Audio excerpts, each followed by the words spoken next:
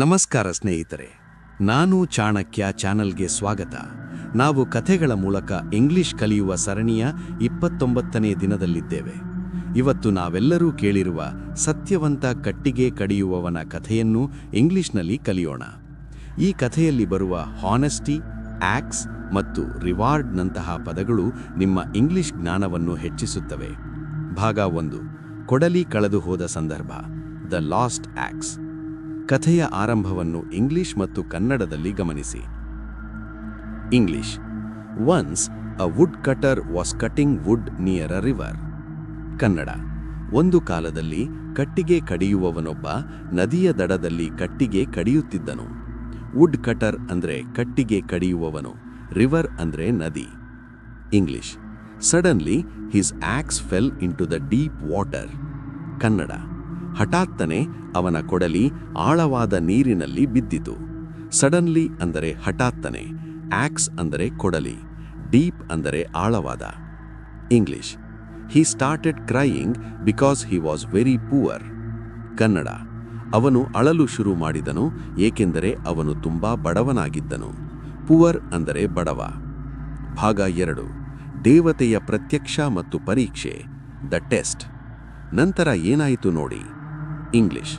The god of water appeared and asked, why are you crying? Kannada. ಜಲದೇವತೆಯು ಪ್ರತ್ಯಕ್ಷನಾಗಿ ಕೇಳಿದನು, ನೀನು ಯಾಕೆ ಅಳುತ್ತಿದ್ದೀಯಾ? ಅಪಿಯರ್ಡ್ ಅಂದರೆ ಪ್ರತ್ಯಕ್ಷವಾಗುವುದು. English. The god showed him a golden axe. The wood cutter said, no, this is not mine. Kannada. ದೇವತೆಯು ಅವನಿಗೆ ಚಿನ್ನದ ಕೊಡಲಿಯನ್ನು ತೋರಿಸಿದನು. ಕಟ್ಟಿಗೆ ಕಡಿಯುವವನು ಹೇಳಿದನು, ಇಲ್ಲ, ಇದು ನನ್ನದಲ್ಲ. English. Then he showed a silver axe and finally his own iron axe. Kannada. ನಂತರ ದೇವತೆಯು ಬೆಳ್ಳಿಯ ಕೊಡಲಿಯನ್ನು ತೋರಿಸಿದನು ಮತ್ತು ಕೊನೆಗೆ ಅವನದ್ದೇ ಆದ ಕಬ್ಬಿಣದ ಕೊಡಲಿಯನ್ನು ತೋರಿಸಿದನು. ಸಿಲ್ವರ್ ಅಂದರೆ ಬೆಳ್ಳಿ, ಐರನ್ ಅಂದರೆ ಕಬ್ಬಿಣ. English. The wood cutter happily said, yes, this is my axe. Kannada.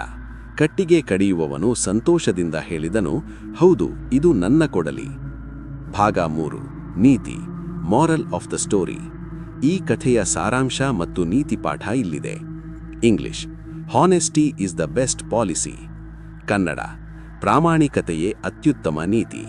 Honesty ಅಂದರೆ ಪ್ರಾಮಾಣಿಕತೆ ಅಥವಾ ಸತ್ಯಸಂಧತೆ. ಸ್ನೇಹಿತರೆ, ಸತ್ಯವಂತ ಕಟ್ಟಿಗೆ ಕಡಿಯುವವನ ಕಥೆ ನಿಮಗೆ ಇಷ್ಟವಾಯಿತಾ? ಇವತ್ತಿನ ಹೋಮ್ವರ್ಕ್, ಕೊಡಲಿ ಮತ್ತು ಬಡವ ಈ 2 ಪದಗಳನ್ನು ಇಂಗ್ಲಿಷ್ನಲ್ಲಿ ಏನಂತಾರೆ ಅಂತ ಕಾಮೆಂಟ್ ಬಾಕ್ಸ್ನಲ್ಲಿ ಬರೆಯಿರಿ. ನಿಮ್ಮ ಪ್ರಾಮಾಣಿಕ ಪ್ರಯತ್ನವೇ ನಿಮ್ಮನ್ನು ಯಶಸ್ವಿ ಇಂಗ್ಲಿಷ್ ಮಾತುಗಾರನಾಗಿ ಮಾಡುತ್ತದೆ. ನಾಳೆ ನಾವು ಈ ಹಂತದ ಅಂತಿಮ ದಿನವಾದ ಡೇ 30 ರಂದು ಬುದ್ಧಿವಂತ ಮೊಲ ಮತ್ತು ಸಿಂಹದ ಕಥೆ ಮೂಲಕ ಇಂಗ್ಲಿಷ್ ಕಲಿಯೋಣ. ಧನ್ಯವಾದಗಳು.